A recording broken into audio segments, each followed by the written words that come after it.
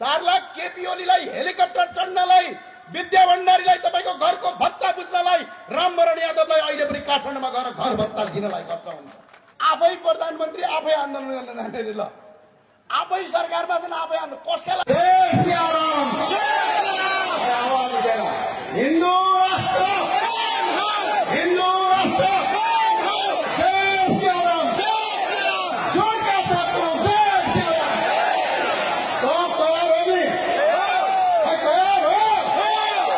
म भन्न चाहन्छु जनता परिवर्तनको पक्षमा छ। अवस्था व्यवस्था राजा त रहेछन् कि क्या? तयार हो? जोडका साथमा तयार हो? हाम्रो आन्दोलन हुँदैछ पार्टी अध्यक्ष राजेन्द्र ढुङ्गेलज्यूको नेतृत्वमा 12 गते काठमाडौँमा बैठक हुँदैछ। यो बैठकबाट निर्णय हुन्छ यो देशमा हिन्दू राष्ट्र स्थापना गर्ने हो। भगवान सीता, भगवान शिव र सीताको आराधना केन्द्र बनाउने हेर्नु। अस्ति उत्तर प्रदेशमा महाराष्ट्रमा